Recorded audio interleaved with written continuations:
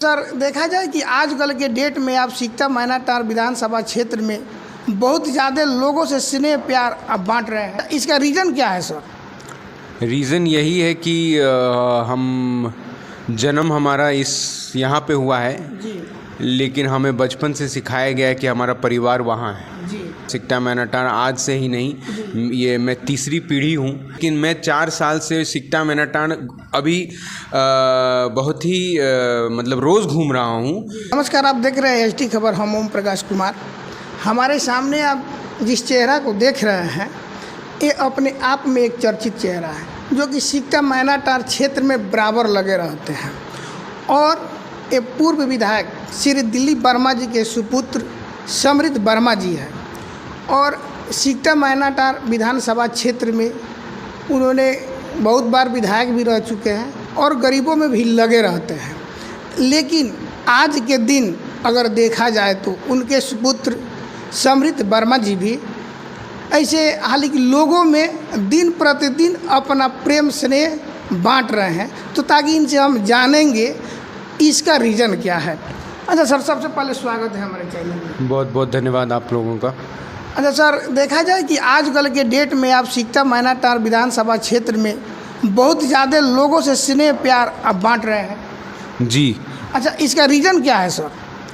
Reason यही है कि हम जन्म हमारा इस यहाँ पे हुआ है, जी लेकिन हमें बचपन से सिखाया गया है कि हमारा परिवार वहाँ है। जी यही कारण है कि वो हमारे परिवार वाले हैं। पूरा सिकटा मैनाटांड आज से ही नहीं, ये मैं तीसरी पीढ़ी हूँ, जब से हम लोगों का वहाँ पे एक एक घर के 3-3 पुश्तों से हम लोगों का रिश्ता चला आ रहा है। जी, सिकटा मैनाटांड क्षेत्र में जो दौरा कर रहे हैं, इसका रीज़न है कि आप चुनाव लड़ेंगे। आगामी जो विधानसभा चुनाव आ रहा है, देखिए, कोई भी इंसान जी किसी भी क्षेत्र में अगर घूमता है तो इसका मतलब ये नहीं है कि वो सिर्फ इलेक्शन लड़ने के लिए करता है। वो बात अलग है। हाँ ठीक है, हम लोग वहाँ पे घूम रहे हैं, हम लोग वहाँ काम करते हैं, क्योंकि हम लोग कहीं और नहीं घूमते हैं। हम यहाँ के हैं, लेकिन हम यहाँ नहीं घूमते हैं नरकटियागंज में, हम घूमते हैं सिकटा मैनाटांड में, क्योंकि वहीं पे हमारा कर्म क्षेत्र है। हम वहीं के लोगों के लिए, सेवा के लिए ही हम लोग लगता है बने हैं। तो इसीलिए हम लोग हमेशा वहाँ के लोगों के लिए हम लोग खड़े रहते हैं, इसीलिए हम वहाँ घूमते हैं। नहीं, ऐसा हम लोग को हमको कुछ सुनने में मिला है कि नहीं, समृद्ध वर्मा जी सिकटा मैनाटांड विधानसभा जो दौरा कर रहे हैं, आगे में चुनाव लेंगे, जो 2025 का चुनाव होगा। देखिए, वो चीज़ ना मेरे हाथ में है ना आपके हाथ में है। हम एक पार्टी से जुड़े हैं और वो पार्टी का निर्णय होगा, हम लड़ें ना लड़ें, कहाँ से लड़ें। अच्छा, तो सर ऐसा देखा जाए कि अभी जो बीजेपी और जदयू का गठबंधन चल रहा है, लेकिन सिकटा मैनाटांड जो विधानसभा क्षेत्र है वो जदयू के कोटे में है। तो अगर आपको देखा जाए तो आप बीजेपी से जुड़े हुए हैं, तो जो आगामी चुनाव जो 2025 का होने वाला है, तो अभी जब जदयू और बीजेपी गठबंधन करके अगर लड़ती है, तो हो सकता है कि कहीं आपको टिकट मिलेगा बीजेपी से। अब इसका आंसर तो पार्टी ही निर्णय लेगी ना। वो जब इलेक्शन पास आता है जी और तब इसकी बैठक होती है, upper level high committee meeting बनती है, कमेटी बनती है, और पूरे गठबंधन जैसे जेडीयू है, चिराग पासवान जी की पार्टी है, हम हैं, भाजपा है, तो ये सब मिलके अपने अपने कमेटी के लोग बैठ के हाई कमेटी लेवल पे ये लोग डिस्ट्रीब्यूट करेंगे पार्टीज़ को। और उसके बाद जो पार्टी निर्णय करेगी वो अपने कार्यकर्ताओं को बोलेगी कि आपको ये करना है, आपको वो करना है। तो वो ना हम उस पर क्यों कमेंट करें। अच्छा सर, ऐसा भी मैंने बहुत बार देखा जा चुका है कि यदि किसी पार्टी से अगर टिकट नहीं मिलता है, तो आपके पिताजी जो पूर्व विधायक श्री दिलीप वर्मा जी भी थे, तो निर्दलीय चुनाव अधिकांश लड़ा करते थे। जी बिल्कुल। वो अब देखिए, आपको थोड़ा ये सब जानने के लिए ना थोड़ा हिस्ट्री में जाना पड़ेगा, इतिहास में।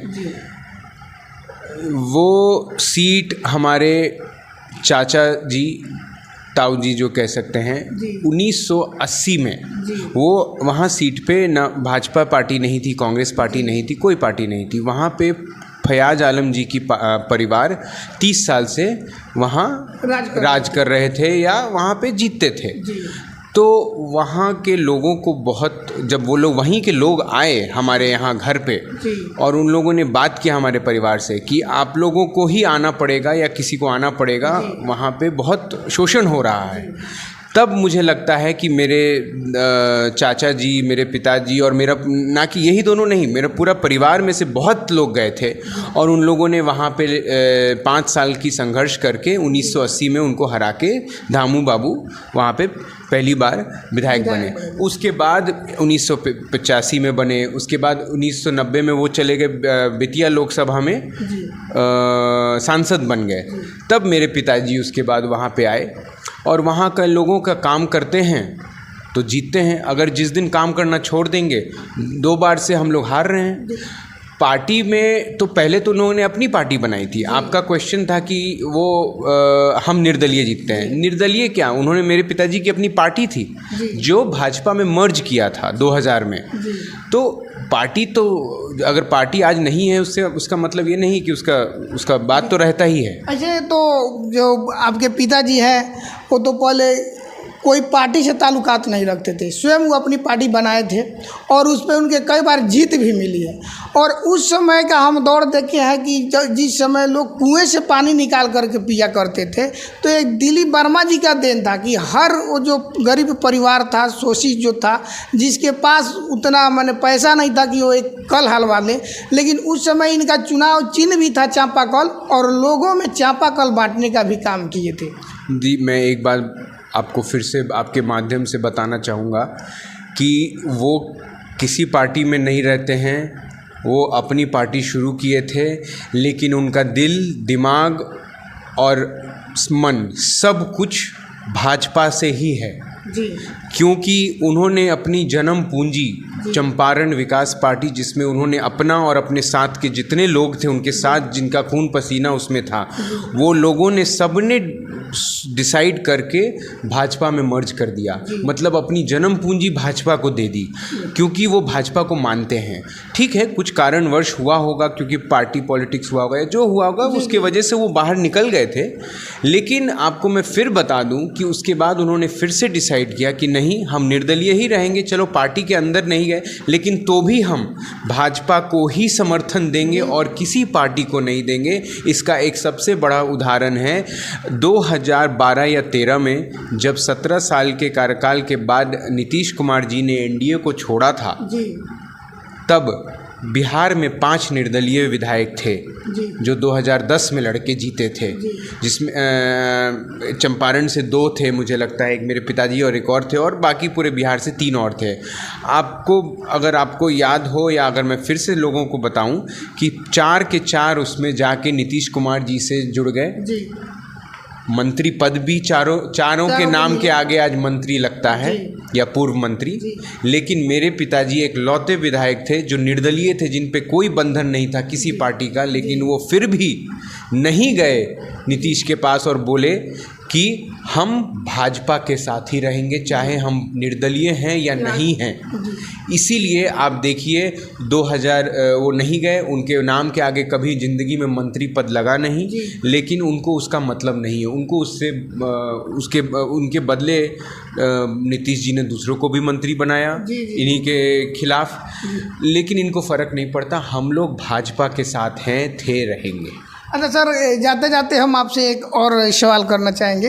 सर, हमारे जो युवा पीढ़ी है अभी फिलहाल आपसे बहुत स्नेह प्यार कर रहे हैं, तो इस पे आप क्या कहना चाहिए? देखिए, मुझसे स्नेह प्यार वो कर रहे हैं कि नहीं मुझे नहीं पता, लेकिन मैं 4 साल से सिकटा मैनाटान अभी बहुत ही मतलब रोज़ घूम रहा हूँ। लेकिन इसके पहले हम इलेक्शंस में आते थे पिताजी के और उसमें भी घूमते थे, लेकिन हमको उनसे बहुत प्रेम हो गया है। और अब हम बता दें कि हर रोज़ हम कम से कम 40-50 युवकों से पूरे सिकटा मैनाटान के हों या पूरे चंपारण के आप बोलिए, मैं सबसे टच में रहता हूँ। उनसे बातचीत करना, खाना पीना, उठना, उनके बारे, उनसे मुझे बहुत कुछ सीखने को मिलता है।